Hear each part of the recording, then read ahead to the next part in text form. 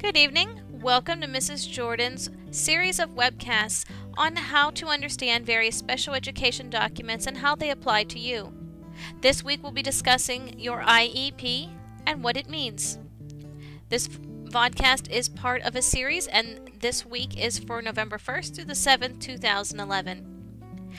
An IEP is an individualized education plan or program that is used to assist you in the regular education classroom or even in the special education classroom at your local school. Your IEP is written for anyone in grades kindergarten through 12th grade who might have various learning needs, educational needs, physical needs, emotional needs. They can range from math disabilities to writing disabilities to reading disabilities, as well as other health impairments such as ADHD, attention deficit hyperactivity disorder, perhaps autism, physical disabilities, visual or hearing difficulties. There are a variety of reasons that a student might be given an IEP, and this is all judged as appropriate by not only your doctors, but your teachers, your parents, your therapists, your administrators, and of course you.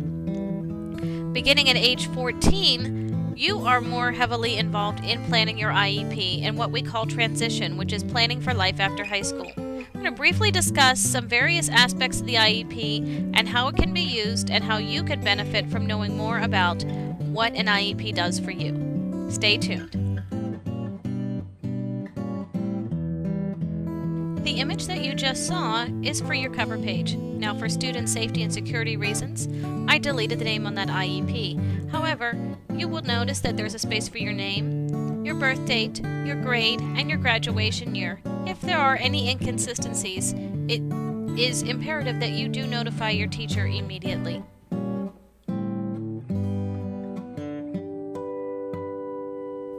The special considerations section talks about if you have any imperative conditions such as if you are blind, deaf, have speech or language needs, emotional or behavioral needs, and these things would be checked as yes in this first section. This is important to know, and also some schools under the last box, which is not shown here, but under the other box, may also include courses that you may be planning to take throughout your high school career, and PA Cyber is one of the schools that does do this.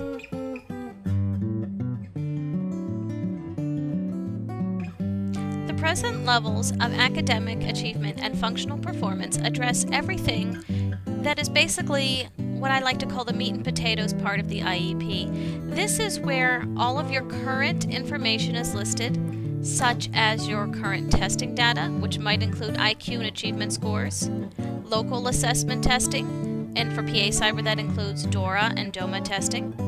It can also list parent surveys, student questionnaires.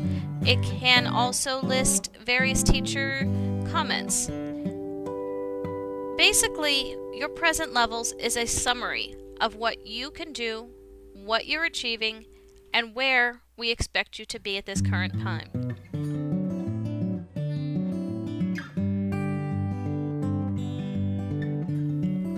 At the end of present levels is a very brief summary of your strengths and your needs. This is important for you to know because this is how your teachers see you as far as what are you strong in and what do you also need help in. Anything that is listed as a need gets a goal in the IEP, and we will be talking about goals after we talk about state testing.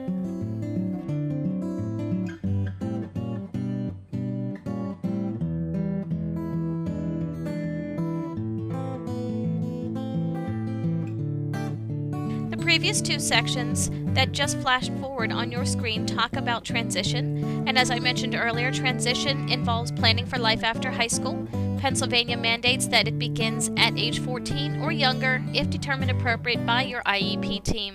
The IEP team includes you, your parents, administrators, therapists, and anyone else involved in your care and concern.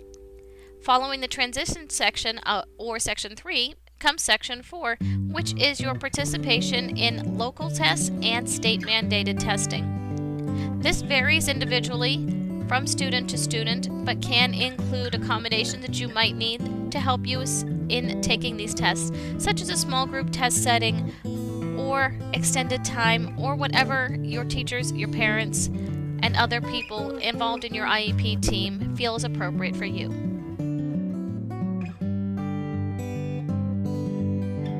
Your goals and objectives is probably the next most important part of your IEP in addition to your present levels. If you remember earlier, in present levels we talked about strengths and needs, and anything that is a need is a goal in your IEP.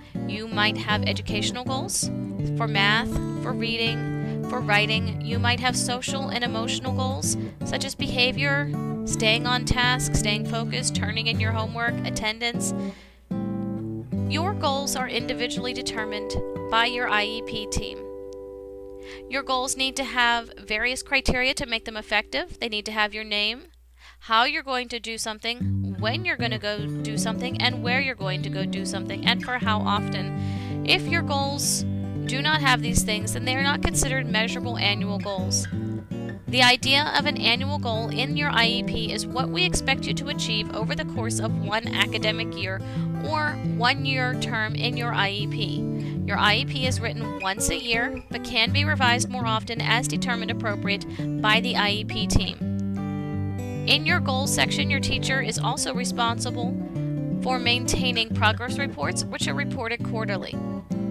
And in each goal, list the dates on those progress dates when your information will be presented to you and your family.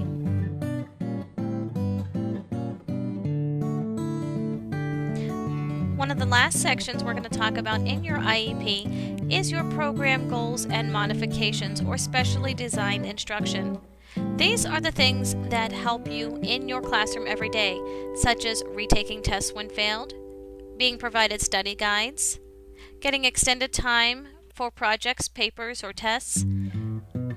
Program modifications or specifically designed instruction is highly individualized, and each student's section in this IEP is different.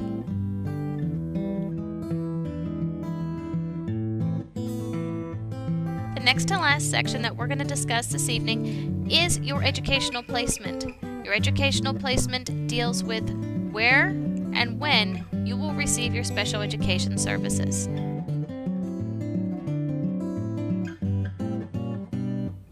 For this particular student, this child is receiving learning support on an itinerant basis. An itinerant means that support services are being provided for less than 20% of the day.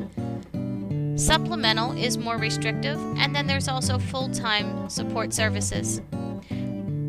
Your placement can be learning support, can be speech and language, physical disabilities, emotional support, or whatever your IEP team has determined that is appropriate. And this information may not necessarily be related to your disability, but what educational program you are currently in. I hope that this brief tutorial has helped fill you in a little bit on what your IEP does and how it can help you.